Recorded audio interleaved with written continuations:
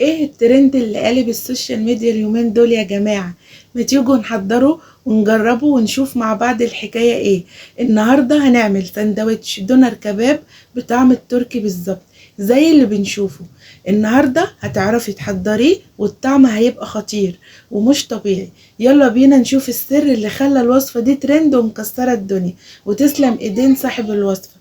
اول حاجة هنحضرها معايا، هنجيب معانا الكبة، هنزل فيها ببصلتين كبار مفرومين ناعم. وبعد كده هنزل معايا معلقة صغيرة ملح، فلفل اسود، توم باودر، بصل باودر، بابريكا، كمون، كزبرة، وتوابل لحمة. هنزل بالبهارات بتاعتي على البصلة، وبعد كده هنقوم نازلين بمعلقتين كبار من الزبادي او علبة زبادي صغيرة. وكمان هنقوم نازلين بمعلقتين كبار من الخل، وكمان 3 معالق كبار من الزيت. المكونات موجودة في كل بيت ومتوفرة، يعني مش هتغلبك في تحضيرها خالص. هننزل بالزيت بتاعنا، وبعد كده هنقوم ضربينهم في الكبة. طبعا الكبة بتاعتك منها كبيرة، فانا بفرم الاول البصل في كبة صغيرة علشان الكبة دي مش بتفرمه فرم ناعم. هاجي بقى بعد كده، باجي دايما بحب قبل ما اضرب اي حاجه في الكبه بلبسها كيس كده علشان خاطر الخليط اللي جوه الكبه ما يطرطش على الغطا من فوق ويبهدله. الفكره دي جميله، عاوزاكم تجربوها هتعجبكم قوي. في اي كبه عندك سواء اذا كان حجمها صغير او كبير هتفرق معاكي كتير. بلبسه الكيس زي ما انتوا شايفين كده، وبقوم ضربه المكونات بتاعتي. هاجي بعد ما فرمت المكونات بتاعتي في الكبة، نزلت بنص كيلو من اللحمة المفرومة، وهرجع تاني البس الكبة بتاعتي الكيس وهكمل فرم لغاية ما الخليط بتاعنا يبقى ناعم. هنزل معايا بمعلقة من التوم المفروم، انا كنت المفروض احطها في الاول بس لقيتها الطبق جنبي مستخبي فنسيته. هحط التوم وهنفرمه. وبعد كده بعد ما الخليط يبقى معانا بالمنظر ده، طبعا بنضرب فيها دقيقتين 3 لغايه ما انسجه اللحمه تتجانس مع بعضها، عشان لما نيجي نفردها تبقى قطعه اللحمه او الكباب متماسكه معايا وما تفكش مني. هاجي بقى اجيب ورق زبده، هنقطع ورقه زبده كده ونقوم فردينها على الرخامه، ونحط جزء من اللحمه بتاعتنا اللي احنا فرمناها، وهبتدي ان انا افردها كده ما بين ورقتين الزبده، وهجيب النشابه وابتدي ان انا افردها لغايه ما تبقى رقيقه خالص.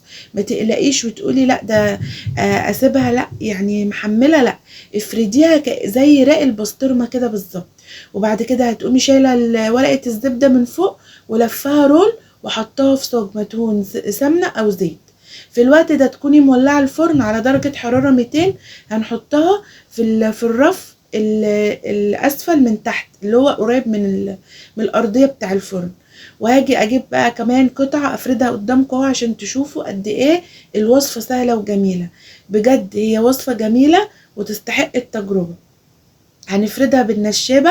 خلاص بشيل بقى الورقه دي وابتدي ان انا الفها رول كده زي ما انتوا شايفين، واقوم حطاها في الصاج بتاعي المدهون. هخلص الكميه بتاعتي النص كيلو لحمه عمل معايا ال3 رولات دول. كميه حلوه. هدخلها الفرن بقى تستوي، وهاجي بعد كده اعمل طبق السلطه. حطيت 3 طماطمات متقطعين مكعبات، على حزمه بقدونس، على بصلايه كده متقطعه جوليان، نزلت عليهم بمعلقه من الملح، معلقه من السماق، معلقتين من الخل، وعصره ليمونه او نص ليمونه. وابتدي بقى ان انا ادعك البصله كده مع البهارات دي علشان السماق بيخلي طعم البصله جميل. السلطه دي اعتمديها عندك في اي مشاوي، هتديكي نتيجه تحفه، هتخليلك طعم السندوتش خطير. هنيجي بقى خلصنا السلطة نعمل سلطة الطحينة. نزلت بنص كوباية من الطحينة، عليها معلقتين كبار من الزبادي، ورشة ملح، فلفل اسود، كمون، كزبرة، معلقة صغيرة من التوم، عصرة نص ليمونة، معلقة كبيرة خل. بس كده. وهنزل بالمية بتاعتي، وابتدي بقى ان انا اقلب المكونات دي كلها مع بعض لغاية ما توصلي لقوام الطحينة المناسب اللي انت حباه. وبكده تبقى سلطة الطحينة كمان خلصت معانا. اظن مفيش اسهل ولا اجمل من كده. الوصفة كلها ما اخدتش معانا على بعضها واحنا واقفين في المطبخ نص ساعة. الدونر طلع معانا من الفرن بجد جميل، وريحته كانت قلب البيت. بتطلعيه بقى كده، ما بتفكي ورق الزبده وبتطلعيه منه، بيبقى قطع على بعضها متماسكه زي ما انت شايفه كده.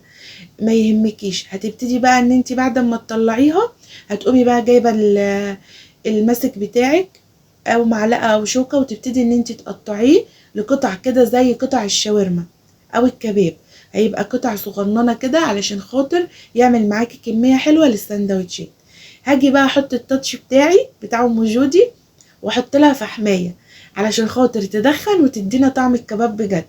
حطيت فحمايه وعليها نقطتين من الزيت، وسبتها بقى كده ايه متغطيه قيمه 5 دقايق عشان الريحه بقى بتاعت الدخان دي الكباب يتشربها ويبقى طعمها جميل. عايزه اقول لكم الطعم والريحه بجد خطير وفوق الممتاز. جربوها وان شاء الله هتعجبكم. خلاص 5 دقايق بقى شلت الغطا وحطيتها في طبق التقديم وجهزت السندوتش. حطيت الدونر في قلب السندوتش وعليه السلطه وسلطه الطحينه. بجد وصفه خطيره وطعمها جميل. بجد انصحكم بتجربتها. انا جربتها وعجبت الولاد جدا، وكل اللي اكلها قال لي جميله ما شاء الله، وصفه تحفه بجد جميله وتستاهل التجربه. وتسلم ايدين صاحب الوصفه. جربوها وقولوا لي فيها رأيكم. ولو عجبتكم الوصفة اتمنى تدعموني بلايك وكومنت حلو، وتتابعوا القناة وتشتركوا فيها عشان يوصلكم كل جديد، وتشاركوا الفيديو مع اصحابكم عشان الكل يستفيد. واكتبوا لي في التعليقات حبايب قلبي انتوا بتتابعوني منين، عايزة اعرف متابعيني حبايبي منين. واكتبوا لي اي كومنت انتوا عاوزين تسألوا على اي حاجة، اكتبوا لي في الكومنتات وانا من عيني هرد عليكم. اتمنى الوصفة النهاردة تكون عجبتكم ونالت رضاكم. دمتم في رعاية الله وفي حفظه وفي امان.